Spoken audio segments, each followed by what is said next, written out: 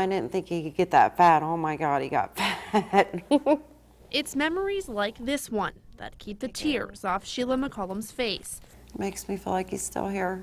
Old pictures of her son Timothy Hughes temporarily erase the nightmare image always in her head. Oh my God, I laid on the floor and I just screamed and I cried because I knew he was dead. I knew my baby wasn't there.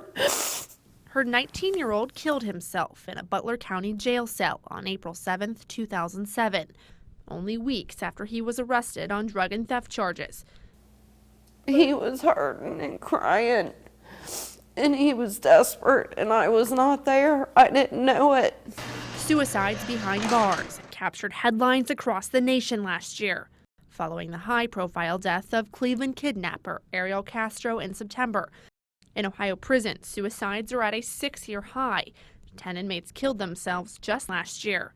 But despite the focus on suicides in prisons, it's actually jail inmates more likely to take their own life. Jail breeds crisis, and you may take a person who normal on the streets and comes in, and when they're locked into this room, everything feels like it's crushing on them. You know, everything, the weight of everything is on their shoulders. It's local corrections officers like Rob Anderson tasked with trying to stop what's now the leading cause of death in American jails. Hey, man, how you doing? Hey, I'm breathing. That's good. Hey, better than not, right? Anderson patrols the isolation block at the Claremont County Jail. All right, buddy, hold on. Trained to recognize signs that could push a depressed inmate too far. They'll make a phone call, they'll get bad news, parents don't want anything to do with them. Perhaps the kids are saying, Daddy, when are you coming home? And Daddy doesn't know because he is in this situation.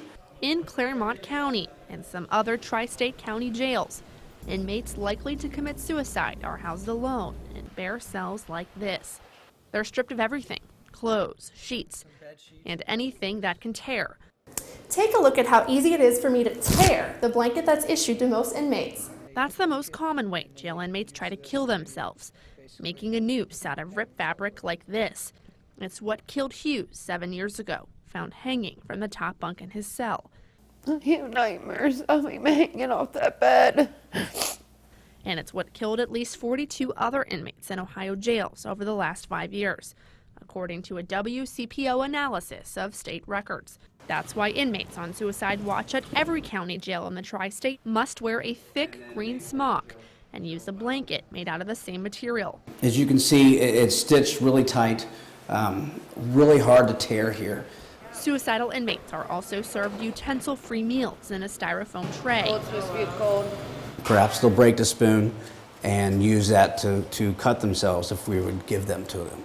But just in case they do find a way to cause self-harm, officers like Robert Griffin out of Kenton County Jail in Kentucky pace the isolation block,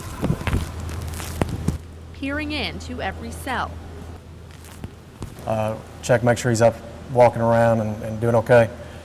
And then we notate what he's actually doing and the time of it.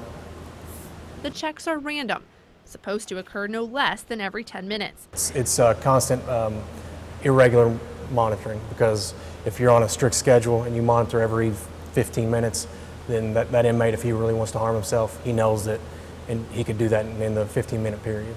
But for every inmate who is recognized as high risk for suicide, there are likely just as many unnoticed until it's too late. Critical incident reports submitted to the state of Ohio and examined by WCPO reveal that only 5 of the 49 inmates who committed suicide in jails in the past 5 years were on suicide watch when they died. If you don't tell me that, or you don't exhibit any signs of stress or duress, I would have no idea. So you would be processed and placed in general population. In many jails, like this one in Kenton County, or the Butler County Jail, which houses more than 800 people, the ratio of officers to inmates in some general blocks is low. Sometimes that means there could be only 1 or 2 officers assigned to every 95 inmates, making it easy for a person determined to commit suicide to slip by. We are charged with taking care of everybody. And I don't believe the public realizes just what goes into taking care of someone who is so intent on hurting themselves. every person who is processed at booking and tri-state jails is screened for suicidal triggers, history of depression, previous attempts, and severity of charges. In some cases, they're then referred to jail medical staff, like Linda Ellis at the Claremont County Jail. Sometimes they require medication, sometimes they just need someone to talk to, they're confused about things. But access to professionals like Ellis and mental health staff on the outside is different at every jail, based on available resources and the procedures in place. That's because in both Ohio and in Kentucky, minimum state standards only require that jails create a suicide policy. But each policy doesn't have to be the same. An inconsistency that's a concern for Cincinnati-based civil rights attorney Al Gerhardstein, who represents relatives of jail suicide victims. In the jails, it's just, it's just too much hit and miss, and it's too dependent on the local sheriffs. In October, we first reported that the state of Ohio neglected to conduct annual state jail inspections in Southwest Ohio for 5 years. That means the only eyes watching if and how jails followed their suicide policies were the county sheriffs themselves. It's for that reason Gerhardstein is critical. Without somebody going around doing inspections and giving a report card to the jails and reminding the counties that they have to have a certain level of care, people have just waited to get sued. And waiting to get sued is not good risk management. It's not good quality assurance, and it doesn't ensure that those at risk of suicide are going to be well cared for. When's your court date next, do you know? Protecting a population accused of sometimes heinous crimes is a sensitive subject for the public and some tasked with the job. You realize, hopefully, that the people who are in jail, they also have family who love them and care about them. And they want to see them safe, regardless of the charges, regardless of the situation that may have happened. My little guy. Because to mothers like McCollum, I want to pick him up and hold him again. the charges will never matter more than her longing for her son. What he did not call for a death penalty. I don't get to see him married. I don't get to have grandchildren.